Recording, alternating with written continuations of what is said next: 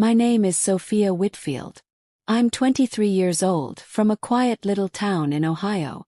After an exhausting week at work, I dragged myself home only to find my brother Oliver sprawled across the couch, surrounded by empty chip bags and soda cans like some kind of junk food nest. He looked up lazily, barely lifting his head off the cushion. "Hey sis, my room needs cleaning and I've got laundry." When I refused, my mother slapped me hard across the face. "Worthless girl," she hissed. My father appeared in the doorway, leather belt already in hand. I froze in terror. If you're watching this, tell me in the comments where you're from, because what I'm about to tell you happened in an ordinary American house, on an ordinary street, and nobody outside those walls had any idea. Hit that like button and subscribe to follow my journey from family servant to finding my freedom. I grew up in what looked from the outside like a completely normal family. My father, Richard, was a sales manager at a car dealership downtown, the kind of guy who could sell a golf cart to a man with no legs. My mother, Eleanor, was a stay-at-home mom who kept our house spotless and had dinner on the table every night at 6 sharp, like clockwork. Until I was 4, life was good. There are photos of me as a toddler being pushed on a swing, my parents laughing behind me, opening Christmas presents with real joy on their faces. Then Oliver was born and everything changed. Not all at once. More like a slow leak in a tire, the kind you don't notice until you're stranded on the side of the road wondering how you got there. My mother's whole world rearranged itself around her precious son, the boy she'd apparently always wanted. Bedtime stories got shorter.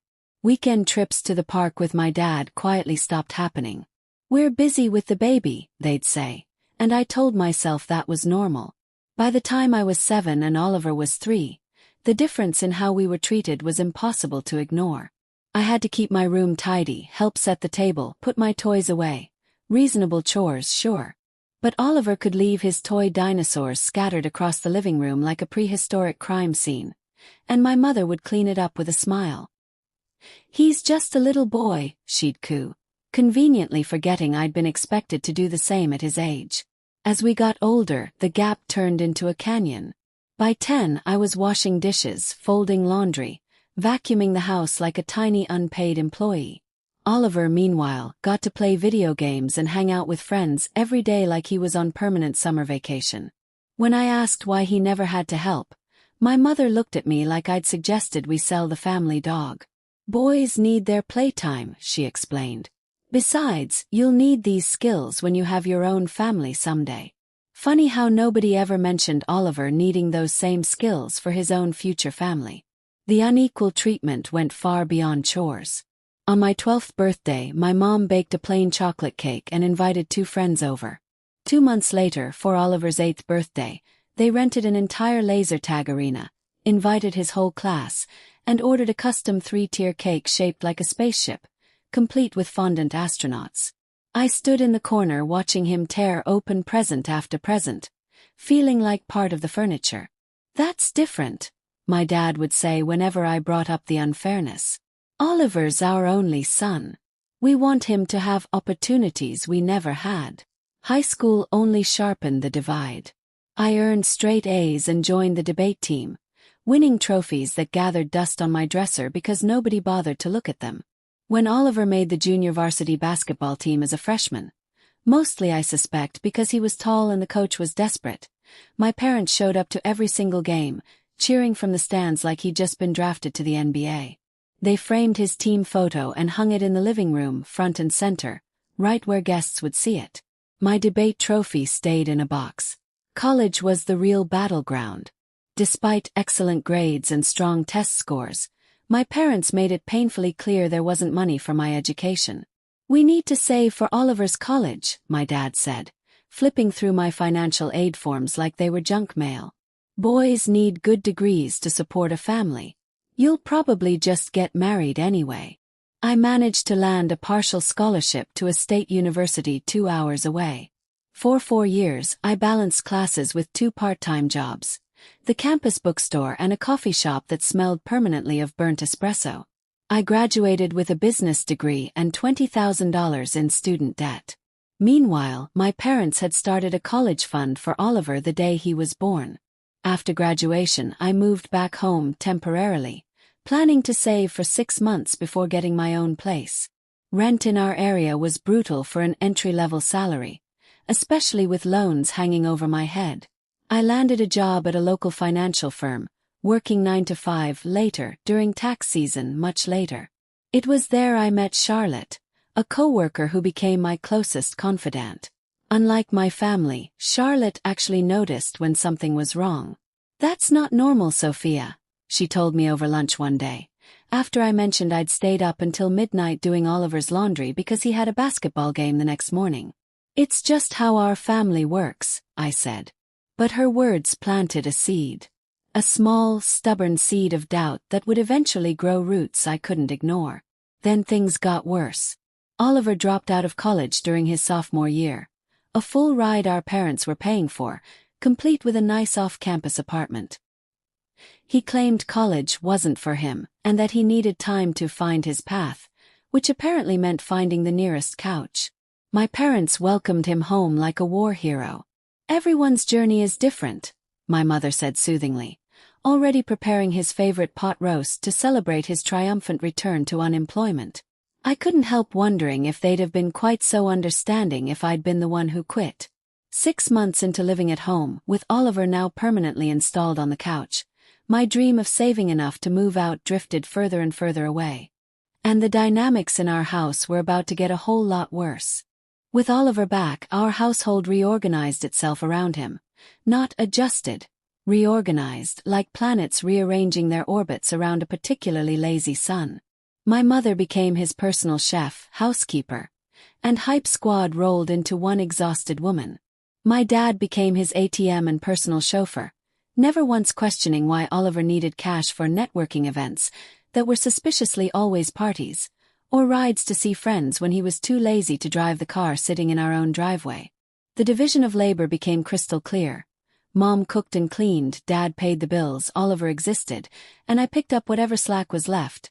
Backup housekeeper, backup cook, backup everything. Every morning I was up at 5:30, getting ready for work, packing my lunch, helping with breakfast. Oliver rarely surfaced before noon, but my mother insisted on having fresh coffee and pancakes ready whenever His Royal Highness decided to wake up. Which meant I was frying extra bacon before 6 a.m. for a grown man who wouldn't be conscious for another 6 hours. I'd come home after 8 or 9 hours of actual paid work to find Oliver lounging on the couch, surrounded by dishes and snack wrappers like the aftermath of a very lazy tornado. Chip bags, half-eaten sandwiches, soda cans, controllers. Every surface was a disaster. "How was your day, honey?" my mom would ask before I could even answer. "Could you help clean up a bit? I've been so busy with laundry. Oliver needs his jersey washed for practice with his old friends." Meanwhile, Oliver wouldn't even glance up from his phone. When he did speak to me, it was strictly transactional. "Grab me a soda while you're up. Iron my blue shirt for tomorrow. Mom said you're cooking tonight. No onions, you know I hate onions." The requests escalated from occasional favors to full-blown expectations. By the second month, he had me tracking his schedule, reminding him of appointments, even calling in sick for him to a friend he'd promised to help move, because he'd rather play video games. One evening I found a pile of his dirty laundry outside my bedroom door with a sticky note. "Need these by tomorrow. Thanks, sis." When I confronted him, he looked genuinely baffled. "What's the big deal? Mom's busy and you know how the washer works." "So do you," I said. "You're 19, not 9. He laughed and went back to his game. "Yeah, but that's girl stuff. I tried once to raise it with my parents. Calmly, rationally, like a woman presenting a quarterly budget report. I'm working full-time and still doing more housework than Oliver, who's home all day. Don't you think he should contribute?" My dad didn't even look up from the football game. "Your brother's going through a transition period.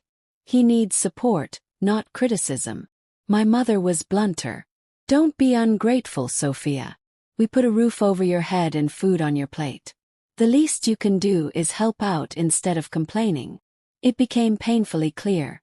In their eyes, daughters serve, sons are served, and questioning that arrangement was itself the crime. Venting to Charlotte over lunch the next day, she didn't hold back. "You need to move out. This isn't healthy. They're taking advantage of you." I knew she was right, but rent was expensive and my student loans weren't paying themselves. "What if we became roommates?" she offered. "My lease is up in 3 months. Hope, however small, is still hope." Work offered zero relief. My department head, Vivian, was notorious for impossible deadlines, and that week she handed me an urgent project that ate 3 straight nights until 8 p.m.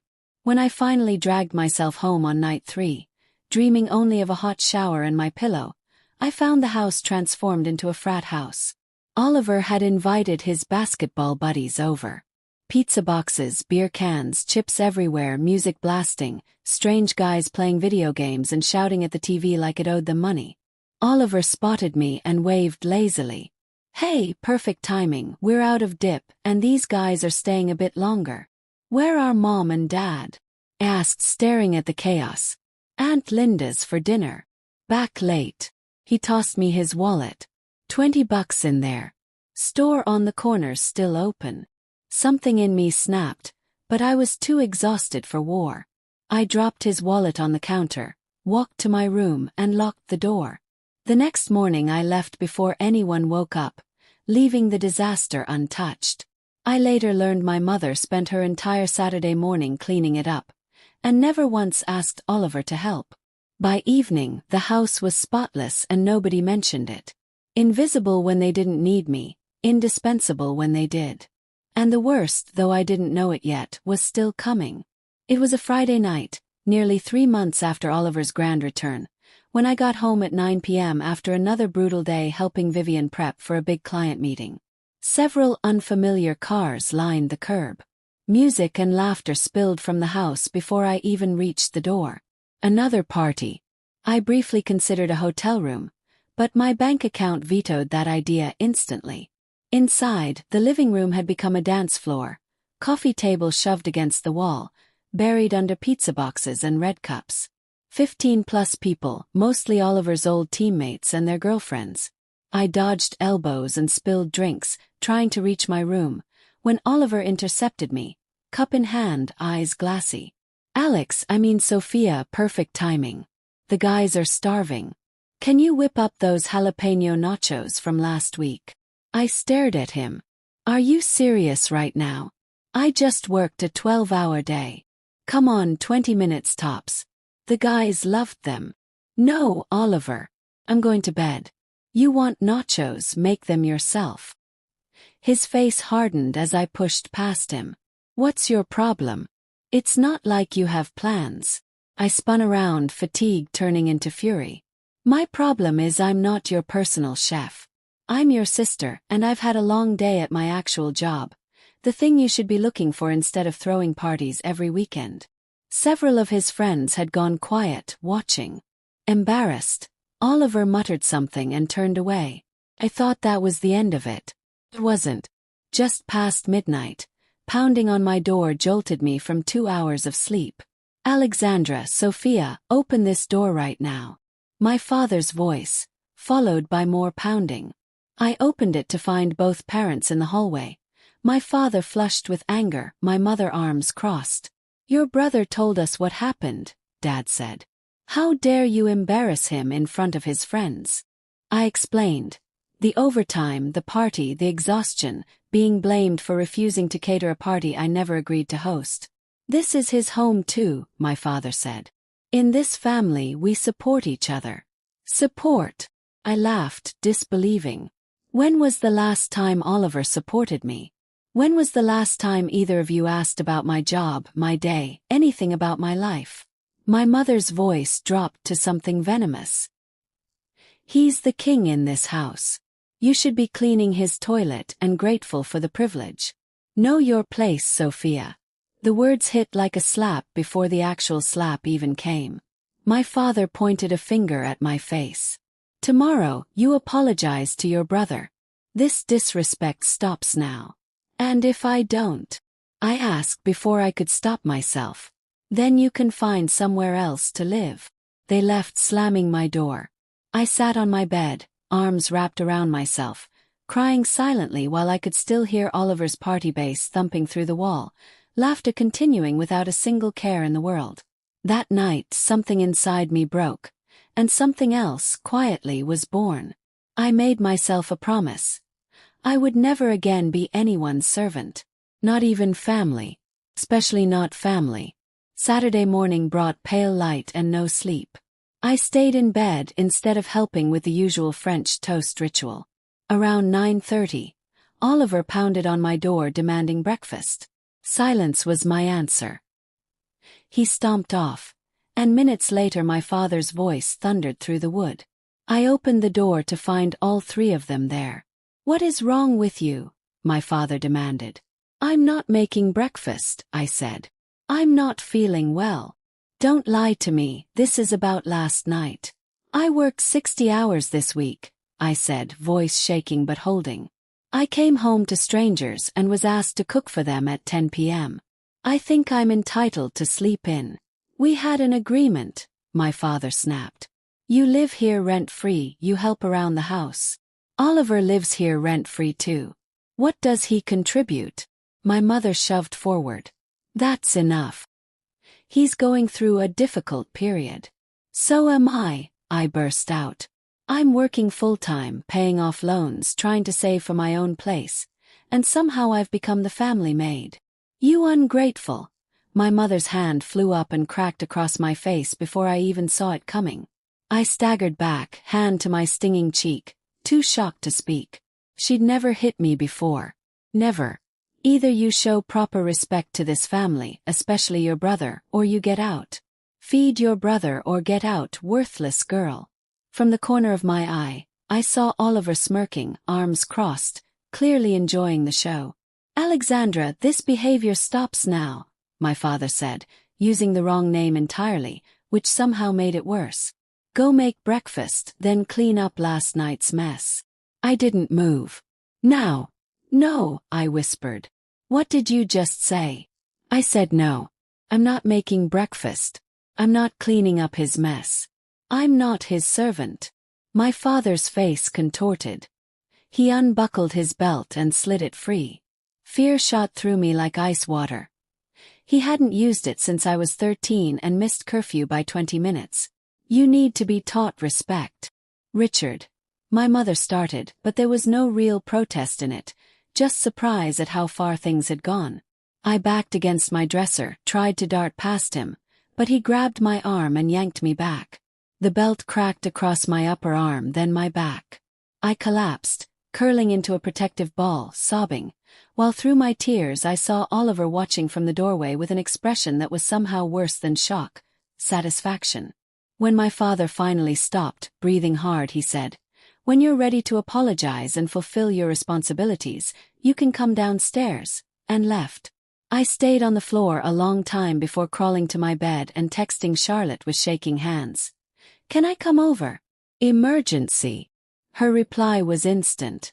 "Of course. What's wrong?" I packed a small bag, careful of my injuries, and slipped out the back while my family laughed in the kitchen as if nothing had happened, as if my entire world hadn't just shattered. Walking to my car, each step ached, a reminder of both the physical and emotional wounds. I made a decision right there on that driveway. I would never let myself be treated this way again. Not by anyone. Especially not by people who claimed to love me. Charlotte lived 20 minutes away in a small one-bedroom apartment. When she opened the door and saw my tear-streaked face and the way I winced at her hug, her expression shifted straight to horror. "My God, Sophia, what happened?" Through broken sobs I told her everything. The party, the confrontation, the belt. Her face went progressively paler. "We need to call the police. This is assault. Your father should be arrested." I shook my head. "I can't. They're still my parents. I just need out, permanently." "Then stay here. My couch pulls out as long as you need." "I don't want to impose." "Impose." "Sophia, we're talking about your safety." We spent hours mapping out a plan. 2 weeks max on her couch while I found my own studio apartment. Monday morning, I arrived at work an hour early to talk to Vivian, my supervisor, who despite her demanding reputation had always been fair. "I wanted to ask about taking on extra responsibilities," I said. "Tax season's coming, and I could use additional clients." She studied me. "This is about money, isn't it?" I admitted I was moving out sooner than planned. Something in her tone, genuine concern I rarely got at home, cracked my composure, and to my horror I teared up. "Sophia, I've been in this business 25 years. I've seen employees go through crises.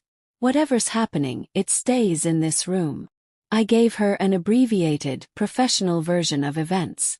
When I finished, her expression hardened.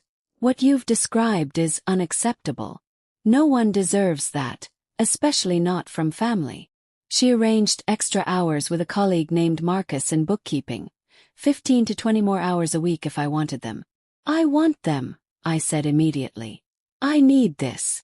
For 2 weeks I threw myself into work, 7 a.m. to 8 p.m., weekends with Marcus doing small business tax prep, running on caffeine and stubbornness.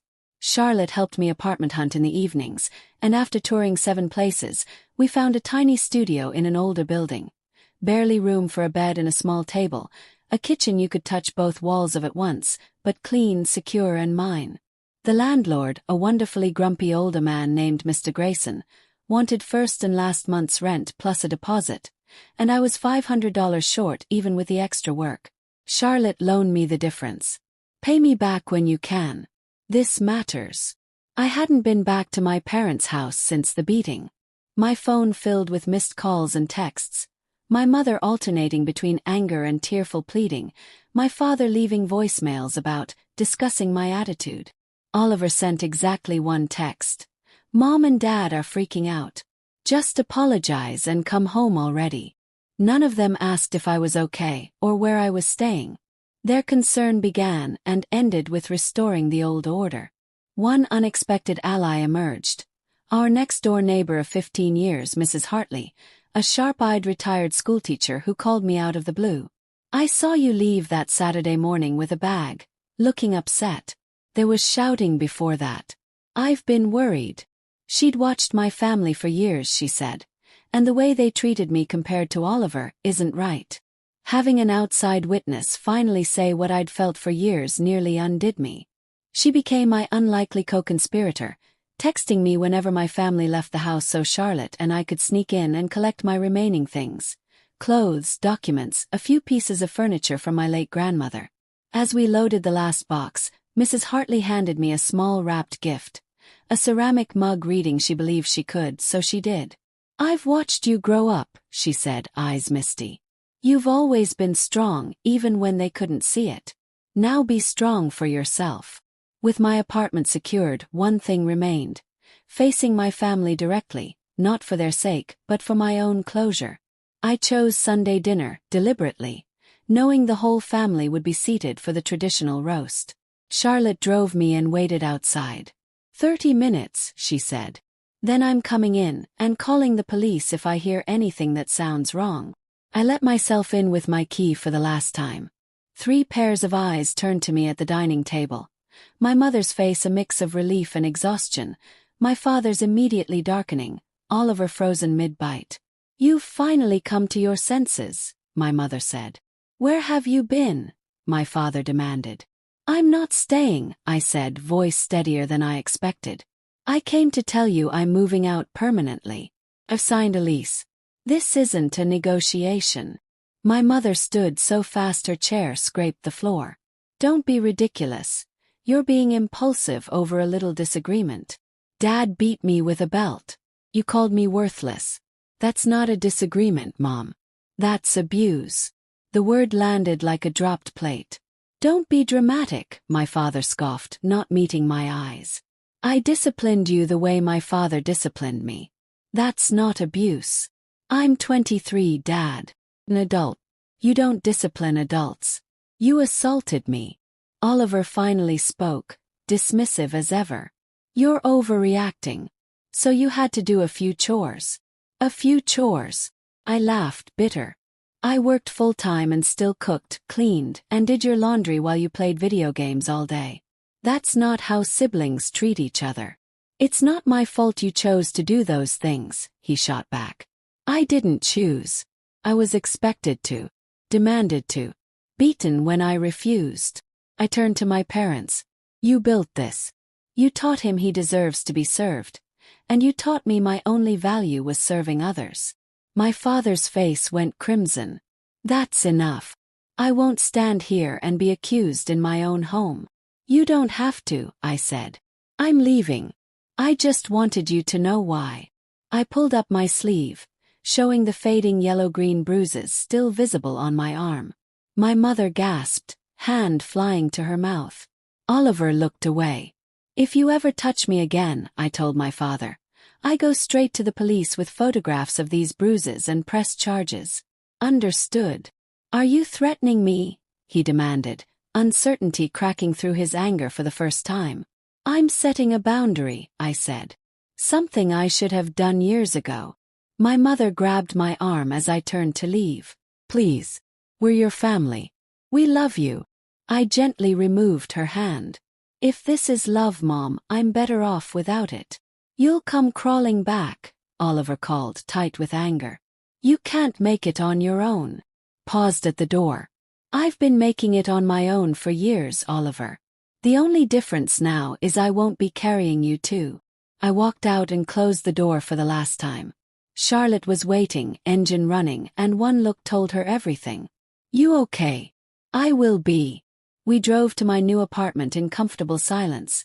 Tiny, sparse, a mix of second-hand furniture and pieces from my childhood room, but entirely gloriously mine. The first month was brutal. 300 square feet felt both freeing and suffocating. Between rent, utilities, and loan payments, my bank account dwindled fast despite the extra hours. I lived on ramen peanut butter sandwiches, and the occasional rotisserie chicken stretched across a week of meals, which, for the record, is an underrated life hack. Season it right and it's basically 5 different dinners. Loneliness crept in on quiet evenings. I missed the creak of the stairs at home, even my parents' muffled arguments, my mother's cooking, the little garden I used to tend out back. Some nights I questioned everything. Charlotte kept showing up with takeout and cheap wine, sitting with me on the floor because I still didn't own a table. It gets easier, she promised. The first few months are the hardest. Work became my sanctuary, and my dedication didn't go unnoticed. 2 months in, Vivian called me into her office. Your performance has been exceptional, especially given the hours and the personal challenges. She slid a folder across the desk. A new senior accountant position. More client responsibility, and a salary nearly 40% higher. You think I'm qualified? Asked, barely breathing. I wouldn't have mentioned it otherwise. You've shown remarkable resilience. That matters as much as technical skill. I applied, interviewed, and got the promotion 2 weeks later. Overnight, my finances transformed. A real dining table, a real mattress, actual savings each month. My apartment slowly became a home.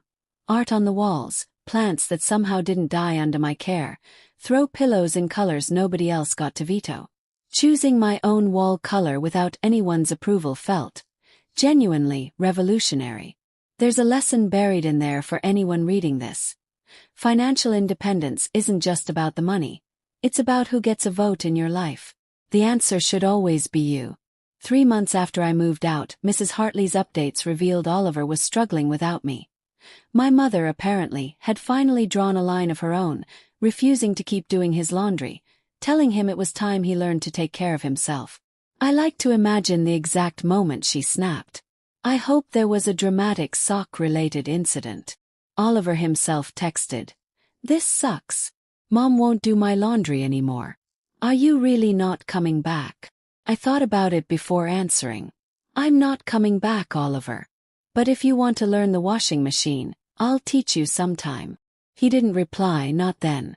A week later, he showed up at my door, thinner, hair uncharacteristically messy, looking distinctly like a man who discovered that mothers are not, in fact, a renewable resource. "Can I come in?" Against my better judgment, I let him. He looked around my tiny apartment. "It's nice. Small but nice. Thanks. What are you doing here?" He shifted awkwardly. Things are different at home. Mom says I need to contribute. Dad's on my case about getting a job. He gave me the puppy dog eyes that had worked on our parents for 19 years. I thought maybe I could stay here a while. Just till things calmed down. I nearly laughed at the sheer nerve of it. You want to stay with me after everything? Come on, Alex, Sophia. That's all in the past. We're family. Being family doesn't give you the right to treat people badly, or use them when it's convenient. So that's a no. I am helping you, I said. By not enabling something that'll make your life harder long term. You need to learn to take care of yourself. Everyone does. He muttered something and reached for the door, but I called after him. The offer stands, Oliver. Laundry, cooking, budgeting, I'll teach you. Not because I'm your servant. Because I'm your sister and I do care. He paused, hand on the knob, and for 1 second I thought he might actually take it. Then he left without another word. 6 months after I moved out, my mother finally called. How are you? She asked, her voice smaller than I remembered. I'm well. How are you? We miss you, she said, sidestepping my question entirely. Your father and I have been talking. Come for dinner Sunday. Let's put this behind us. Have you and Dad talked about what actually happened? The years of unequal treatment. Him hitting me with a belt. Long pause. We may have made some mistakes. But we're still your parents. We love you. Love requires respect, Mom. Do you understand that what happened was wrong? Another pause. Your father was raised differently. Discipline was more physical in his generation. That's not an apology, Mom. That's an excuse. What do you want from us, Sophia? Frustration crept into her voice. For us to grovel. I don't want groveling. I want genuine understanding that it was harmful. I want real change.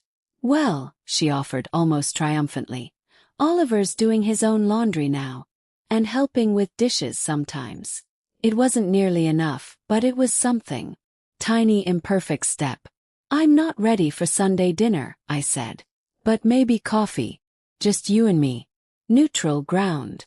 I suppose that would be acceptable, she said, disappointed but willing.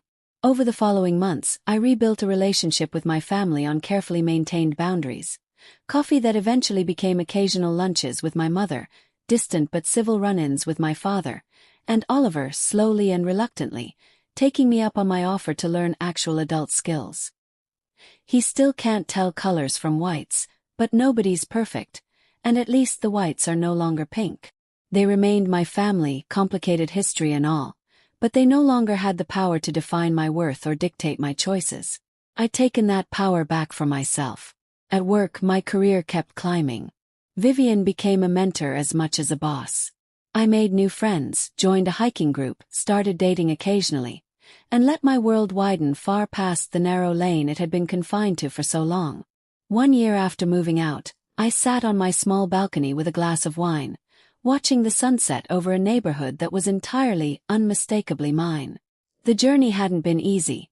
There were nights of tears and self-doubt, moments I questioned every decision I'd made.